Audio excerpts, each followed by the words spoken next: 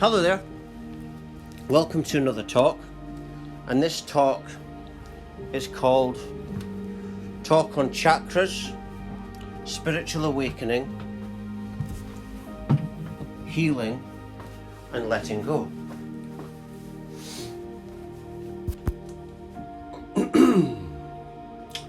Now, I always say this, I say this regular, that if you're new to my stuff, if you've just found this talk on YouTube, or even if you just found my website, what happened to me was I had an unexpected spiritual awakening at the age of 24 and 34 this year, so just under 10 years. And after that spiritual awakening, I went on a series of other spiritual awakenings. I get spiritual awakenings every other day. And this relates to healing and letting go. That's why I always say the only real healers are those that have had spiritual awakenings. Right? It's like if you look at someone like Eckhart Tolle, you look at a Reiki healer, someone that's done a course, they're just repeating information or repeating stuff that they've heard in the course. And you look at someone like Eckhart Tolle, he's just on a different level. Because enlightenment is experiences that lead to enlightenment. Right? That's what enlightenment is. It's a series of experiences that leads to enlightenment, understanding, clarity, knowing. And with that comes lots of healing and letting go. But that's the path of enlightenment. But there's a lot of fake healers. I remember when I was a child, my parents would have these shows, these events, these psychic shows, where they'd have other psychics there. Psychic fairs they were called. And they would have people with stalls and all different kind of people, wasn't just psychics. But they do psychic readings as well. But there was a lot of fakes there. And in this spiritual field, I mean, none of my family have I met yet that have actually had a spiritual awakening. I'm the only one in my family that's had one. And that's to my knowledge. To my knowledge. But it's not about me as well, because the spiritual awakening, one of the first things that started to happen, I started to perceive when I first had the awakening, that I kept on thinking of nothing all the time. And it developed into a meditation. I've never done meditation before. And in fact, that is the real self. You see? And with that, what starts to happen to you is the ego starts to die. I call it the inner narcissist.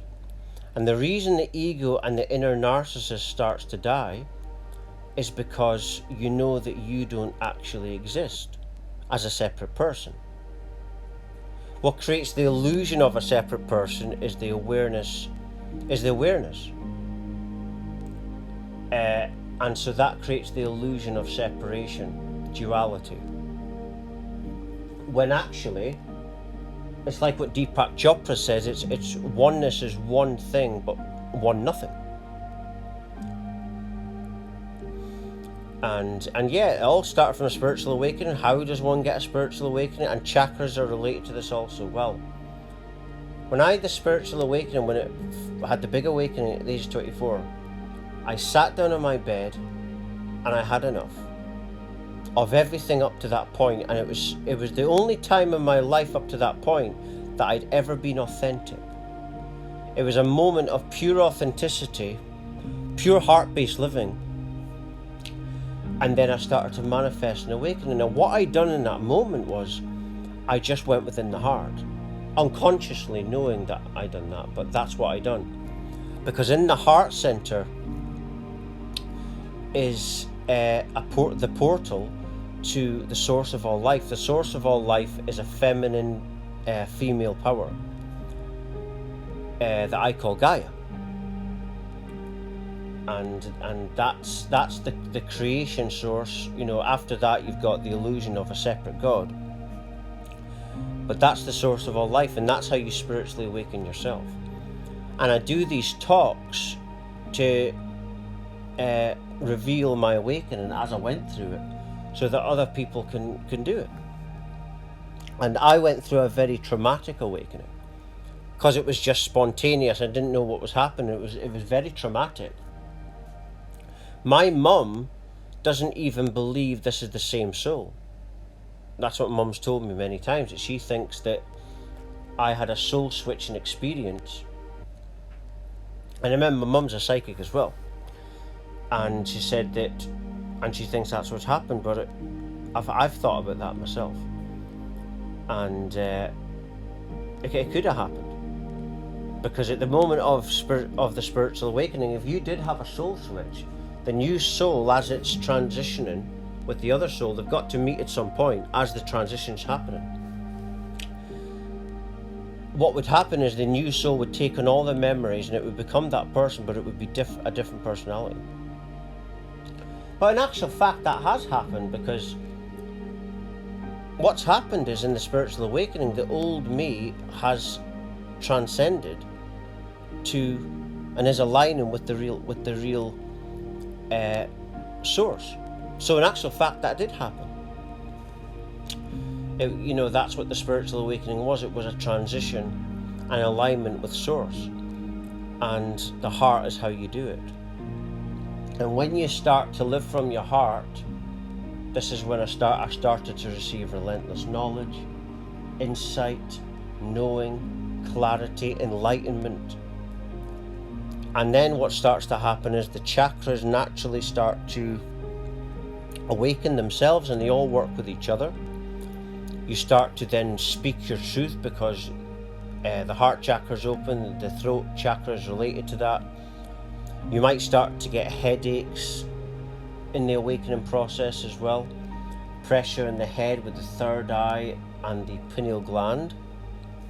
This is all stuff I went through. Another tension thing you have when your energy's chi is aligning is you'll get tension. I had it in my feet, I've had it in all different parts of my body. And as you're aligning, you're letting go, you're healing more and more, and you don't mind about these tension things, and then you just let go of it. It's a letting go process, and that's basically the spiritual awakening process. And spiritual awakening, it all starts, the core of enlightenment, your ascension process, the core of it is the spiritual awakening. Because if you've done, it's like I said before, if you've done a course, you're just repeating something that someone else has said. It's not an experience. Spiritual awakening isn't just one experience, by the way. It's one big experience, then it leads to loads of other big experiences. Spiritual awakening is that wow moment. But then once you awaken, your heart chakra's opened up now, and that's the connection to source. So then you start receiving knowledge from the infinite divine self. And because if you think about it, a person is basically delusional. Any person, most people, we form our perceptions when we're unconscious, not spiritually awake. When we're not spiritually awake, we form our perceptions from information received through what we see, experience, and then we hate people or demonize people because of our deluded perceptions. Not knowing, not aware that actually what we're perceiving in others is the mirror of ourselves. This is another thing that happened to me in the awakening. I started to become aware that everything was a mirror. I remember a few years after the awakening, I was in a cafe and I looked around me and it was all oneness, all me. This is actually called mirror healing. Another name for it is shadow work. I found that out later, years later, that it was called shadow work. This is a psychological technique where as soon as you get a trigger, you pay attention to it, because that trigger is you. Even if you feel bad towards another person, you might say it's the gut instinct, but that other person is a reflection of you. It might not be your current experience, but the universe is showing you that to show you what you are or what you used to be. It's like a lot of the New Agers will say you attract what you are, and that's true. It's based on your frequency band is ultimately who you are, and it's like a radio. And the people that you meet, it's like in a radio, you might get a faint frequency, but faint frequencies can still be in your space.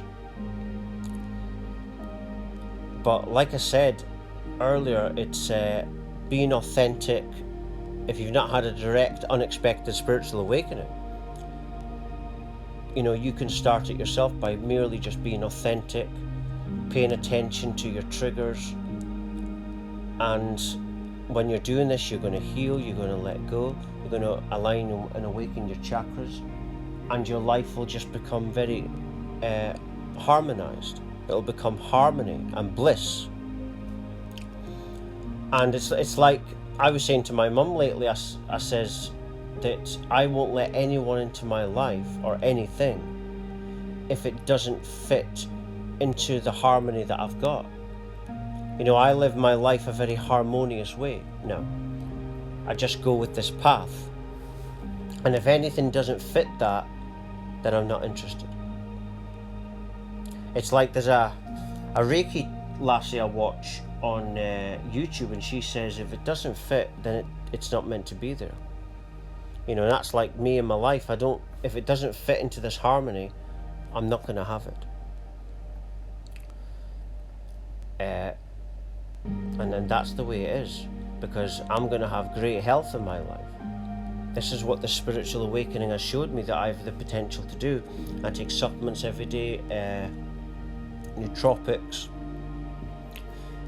and this path. And to have the best health possible, it's all about looking after your body, but the other thing is to make sure that your thoughts and feelings are in harmony. Because if there's any disharmony, then that causes dis-ease. Disease is dis-ease. And this is scientifically proven by German New Medicine and the Heart Math Institute.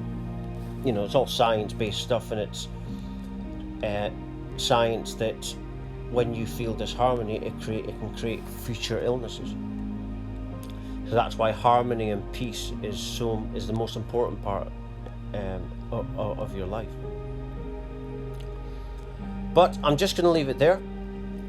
For latest updates and talks and news, research, songs I sing as well, you can visit my website. My website address is www.lovelightfamily.com. Thank you.